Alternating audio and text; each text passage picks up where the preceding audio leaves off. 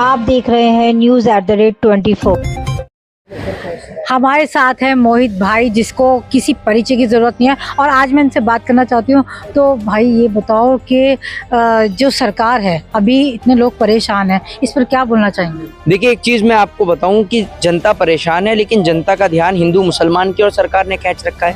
आप ये सोचिए, LIC जो आज तक कभी घाटे में नहीं गई, सरकार ने उसके भी कुछ शेयर बेचने का काम कर दिया।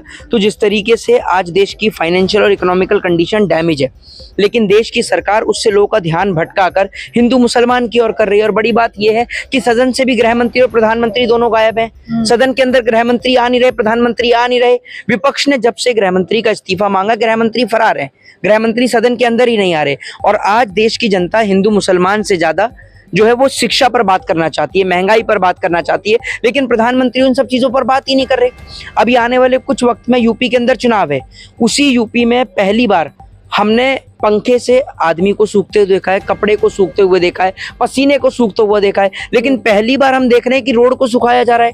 बताइए, पंखे से रोड कैसे सूख जाएगा? ये सोचने वाली बात है। और ये वो रोड है जिसको 42,000 करोड़ की लागत से बनाया गया और अभी अप्रैल 2026 में इसका उद्घाटन हुआ। अब आप ये सोचिए, 2 से 3 महीने में पहली बारिश में इसकी स्थिति इतनी खराब हो गई कि इसको रिपेयर करने की जरूरत पड़ गई। तो देश जो है वो करप्शन की भेंट चढ़ रहा है और इस करप्शन की भेंट से देश को बाहर निकालने की बेहद जरूरत है। अब जैसे कि जो युवा हैं वो अमित शाह के इस्तीफे की मांग कर रहे हैं, तो आगे उनका और क्या स्टेप हो सकता है? देखिए, एक चीज मैं आपको बताऊं, जिस तरीके से आपने देखा कि देश के तमाम नौजवान पेपर लीक के मामले को लेकर धर्मेंद्र प्रधान के इस्तीफे को लेकर दिल्ली के जंतर मंतर पर बैठे और धर्मेंद्र प्रधान ने अपना इस्तीफा दिया।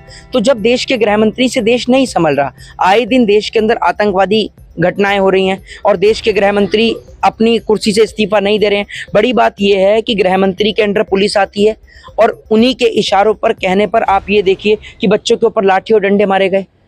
बिहार के अंदर बच्चों के ऊपर AK-47 तान दी गई। आप मुझे ये बताइए ना, AK-47 का एक अलग रूल होता है, एक अलग रेगुलेशंस होते हैं, आपने AK-47 बच्चों के ऊपर कैसे तान दी? आप इस सवाल का जवाब दीजिए। तो देश के गृह मंत्री अगर देश को नहीं संभाल पा रहे तो उनको इस्तीफा दे देना चाहिए।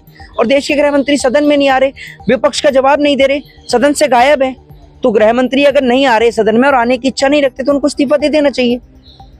ये कैसी सरकार है जो विपक्ष का क्या, जनता के सवालों का भी जवाब नहीं दे पा रही है?